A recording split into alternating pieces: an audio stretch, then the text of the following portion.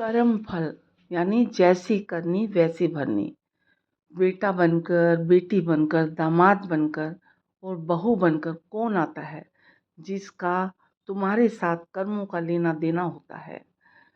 क्योंकि अगर कर्मों का लेना देना नहीं होगा तो नहीं आएगा। ऐसे एक फौजी की कहानी है। उसके माँ बाप भाई बहन कोई नहीं था, ना उसकी शादी हुई थी, कोई भी नहीं था उसके। तो सुनिए, कर्मों का क्या भुगतान करना पड़ता है। जैसे कर्म हम करते हैं, हम सोचते नहीं, जिस टाइम कर्म करते हैं हम सोचते कोई नहीं देख रहा होता, लेकिन ऊपर वाले का सीसीटीवी 24 घंटे ऑन रहता है। इसलिए कर्म जब करते हो संभल के करिए। इसको हम एक कहानी के माध्यम से जानेंगे। एक फौजी की कहानी है। चलिए सुनिए कि कर्मों का भुगतान हमें क्या करना पड़ता है।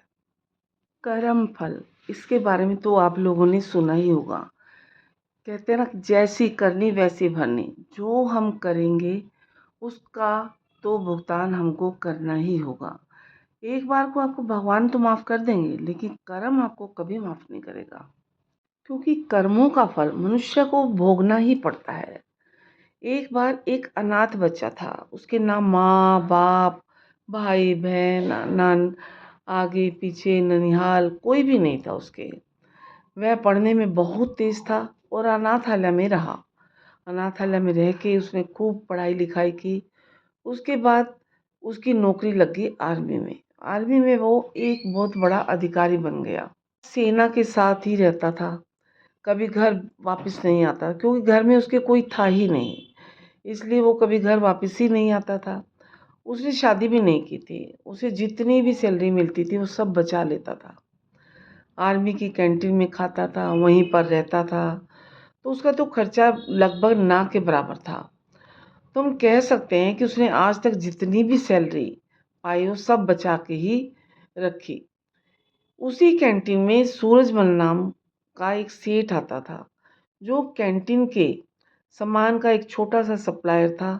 बहुत दिन हो गए दोनों को एक दूसरे को जानते पहचानते।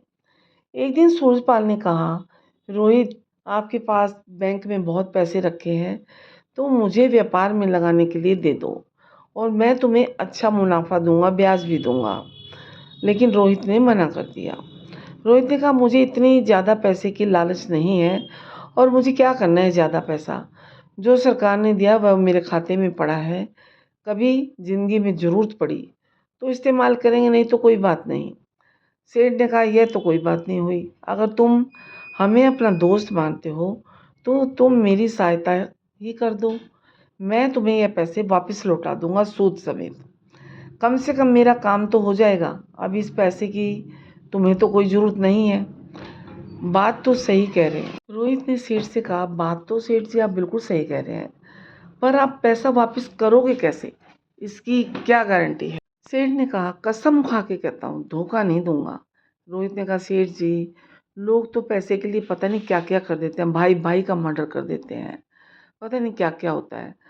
पर कोई बात नहीं, चलिए मैं आपकी बात को मान लेता हूँ, कम से कम आपका तो भला हो ही जाएगा। सेठ ने मुस्कुराते हुए धन्यवाद दिया और रोहित को गले लगा लिया। पैसा लेने के बाद सेठ जब भी आता रोहित को बहुत बहुत धन्यवाद देता था। सेठ का बिजनेस रोहित के पैसों से दिन दोगुनी रात चौगुनी तरक्की कर रहा था। आमदनी बढ़ने के साथ साथ अब सेठ की नीयत में भी बेईमानी आ चुकी थी। वह पैसा ना लौटाना पड़े उसके कई बहाने ढूंढता रहता। इसी बीच बॉर्डर पर पड़ोसी देश के साथ युद्ध शुरू हो गया और रोहित को भी जाना पड़ा। जहाँ युद्ध हो रहा था वो इलाका काफ़ी दुर्गम था। वहाँ पहुँचने पर एकमात्र जो रास्ता था घोड़े से पहुँचने का था। रोहित वैसे तो एक कुशल घुड़सवार था, लेकिन उसे जो घोड़ी मिली वो बिगड़ैल थी। रोहित के पीठ पर बैठते ही सरपट दौड़ने लगी। रोहित उसे काबू में करने की बहुत कोशिश करता, पर वो अपनी गति और तेज करती जाती। रोहित ने लगाम पूरी ताकत से खींचा। घोड़ी का मुंह कट चुका था, पर पता नहीं आज ये बिगड़ैल घोड़ी कुछ भी सुनने को तैयार ही नहीं थी। घोड़ी दौड़ते दौड़ते दुश्मन के खेमे के सामने जाकर खड़ी हो गई और रोहित दुश्मन की गोलियों का शिकार हो गया। सेठ बराबर आर्मी कैंटीन में आता जाता था और उसे वहां पता चला कि रोहित तो युद्ध में वीर गति को प्राप्त हुआ। सेठ ने वहाँ काफ़ी दुख दिखाया और कैंटीन से बाहर आते ही खुशी का ठिकाना नहीं था, खुशी से झूम उठा। अब उसको पैसा वापस नहीं करना पड़ेगा। सेठ का व्यापार दिन दुगनी रात चौगुनी तरक्की कर रहा था। अब तो उसको रोहित के पैसे भी नहीं देने पड़ेंगे। कुछ दिनों के बाद सेठ की पत्नी माँ बनी। सेठ एक सुंदर बच्चे का पिता बन गया। सेठ के जीवन का ये बहुत ही बेहतरीन समय चल रहा था। समय बीतते देर नहीं लगती। सेठ का बेटा अमर जो अब बड़ा हो गया था और अब सेठ के साथ मिलकर व्यापार करता था। अमर विवाह योग्य हो चुका था। अच्छे घर की सुंदर सुशील कन्या देखकर अमर की शादी हो गई। अब सेठ कहता कुछ दिन की और बात है, अब बेटा व्यापार संभाल लेगा और मैं जो है आराम से ज़िंदगी जीऊँगा। मेरी ज़िंदगी सफल हो गई और मुझे क्या चाहिए। सेठ बहुत खुश था। उसको नहीं पता था कि जो मैंने किया है उसका कितना बड़ा भुगतान करना होगा। अमर की शादी हुई मुश्किल से 2 महीने हुए थे। अमर सड़क पार कर रहा था कि उसे चक्कर आया और गिर गया। लोग उसे उठाकर हॉस्पिटल पहुंचाया। लोगों ने उसके ब्रेन का एमआरआई किया, अन्य टेस्ट किए, बहुत सारे टेस्ट हुए। टेस्ट में पता चला कि अमर को ब्रेन कैंसर है। सेठ ने डॉक्टर से कहा पैसे की चिंता मत करो, आप इलाज करो। डॉक्टर और हॉस्पिटल बदलते गए पर अमर की हालत दिन ब दिन बिगड़ती गई। सेठ जब व्यापार पे ध्यान नहीं दे पा रहा था तो उसके कस्टमर छूटते जा रहे थे। उसका बिजनेस दिन पे दिन डाउन होता जा रहा था। हॉस्पिटल का बिल बढ़ता जा रहा था। अब सेठ पर कर्ज काफ़ी हो चुका था। सेठ परेशान रहने लगा। अब अमर को डॉक्टर ने जवाब दे दिया। सेठ हार चुका था, किसी चमत्कार की आशा में बैठा था। चमत्कार तो नहीं हुआ पर अब अमर, उसका जो इकलौता बेटा था, वो इस दुनिया में नहीं रहा। महीनों जिंदगी की जंग लड़ने के बाद अमर हार चुका था। सेठ के घर में हाहाकार मच गया। सेठ सिटानी, अमर की पत्नी सब विलाप कर रहे थे। यहाँ तक कि घर के नौकरों का भी रो रो कर हाल बुरा था। एक साधु उधर से गुजर रहे थे। उन्होंने करुण क्रंदन सुना तो रुक गए। वहां जाकर उन्होंने कहा रोने से कुछ नहीं होगा, जो होना था वो हो गया। सेठ गुस्से में बोला मेरे साथ ही ऐसा क्यों हुआ, मैंने किसी का क्या बुरा किया था। साधु ने कहा यह सब कर्मों का फल है, यहीं चुका कर जाना होता है। आज तो बहुत रो रहे हो, कल तो तुम बहुत हंस रहे थे। सेठ ने कहा मैं कुछ समझा नहीं महाराज। साधु ने कहा तुमने अपने व्यापार के लिए पैसे उधार लिए थे। जब व्यापार चल पड़ा तो तुमने जितने पैसे थे उसे लौटाए नहीं। और सेठ ने कहा गलत, वो तो मर गया था, किसे लौटाता। साधु ने कहा झूठ, झूठ नहीं, तुम भूल गए कि उसके मरने के समाचार पे तुम कितने खुश हुए थे। उस दिन तुमने कितनी मिठाई बांटी थी। क्या मिठाई बांटना सही था?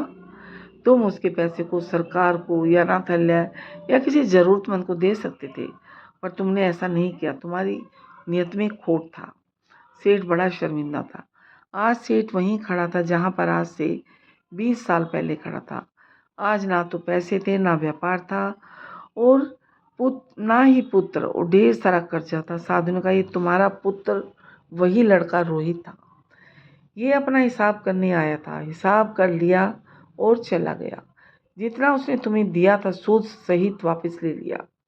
तुमने उसकी शिक्षा, शादी, हॉस्पिटल सब पर खूब खर्च किया। जब वो गया तो तुम्हें भिखारी बनाकर गया। सेठ ने रोते सुबकते हुए कहा मान लिया मेरी गलती थी, पर इस बेटी की क्या गलती थी, इससे तो सिर्फ 2 महीने पहले ही शादी हुई थी इसकी। साधु ने कहा इसका कर्म फल था। ये पिछले जन्म में वो घोड़ी थी जिसके चलते रोहित की जिंदगी खत्म हुई। आज रोहित ने अपना बदला ले लिया और इसकी जिंदगी नरक बनाकर चला गया। जीवन में कुछ भी बिना कारण नहीं हो रहा है और ना ही हो सकता है। बीज आपने बहुत पहले लगाया हो और आप भूल गए हो, वही बीज पेड़ बन जाता है, तब हमें पता चलता है। इसलिए आप कैसा बीज लगाते हो हमेशा याद रखो। प्रकृति हिसाब रखती है। आप याद रखो या ना रखो, प्रकृति हमेशा याद रखती है। सेठ के पास साधु की बात का कोई जवाब नहीं था और वह हताश होकर घर की सीढ़ी पर बैठा और अपने कर्मों को कोस रहा था। हमेशा अपने कर्म पर ध्यान दें। ऊपर वाले की लाठी में आवाज़ नहीं होती, पर असर पूरा करती है। दोस्तों आपको ये कहानी कैसी लगी? अच्छी लगी तो लाइक करिए, ज़्यादा से ज़्यादा लोगों को शेयर करिए और चैनल पर अगर नए हो तो सब्सक्राइब करना ना भूलें। ऐसी और कहानियाँ सुनने के लिए हमारे साथ जुड़े रहें। धन्यवाद। वैद शास्त्र व पुराणों के साथ साथ सभी साधु संतों का कहना है कि यह संसार कर्मों का लेखा जोखा है। इसमें जो जीव चैतन्य है वह समझदारी से भाव सागर पार हो जाएगा। तो दोस्तों, ऐसी ही कहानियाँ सुनने के लिए हमारे चैनल को सब्सक्राइब ज़रूर करिए और बेल आइकन को ज़रूर प्रेस करें, ताकि आने वाली हर नई वीडियो का आपको नोटिफिकेशन मिल सके। और हर कहानी को अंत तक देखें। जो भी वीडियो बनाते हैं उसमें अंत तक देखें, बीच में आधी अधूरी ना देखें, क्योंकि आधा अधूरा ज्ञान नुकसानदायक होता है। और आप सभी का, मेरी जितनी भी यूट्यूब फैमिली, मैं आप सभी की बहुत ही शुक्रगुजार हूँ। आप सभी का बहुत धन्यवाद करती हूँ कि मेरा चैनल आप लोगों के सहयोग और प्यार से मोनेटाइज हो गया है। इसमें आप लोगों का सहयोग मेरे लिए बहुत कीमती है। आप लोग हमेशा ऐसे ही अपना प्यार और सहयोग मेरे साथ बनाए रखें। धन्यवाद।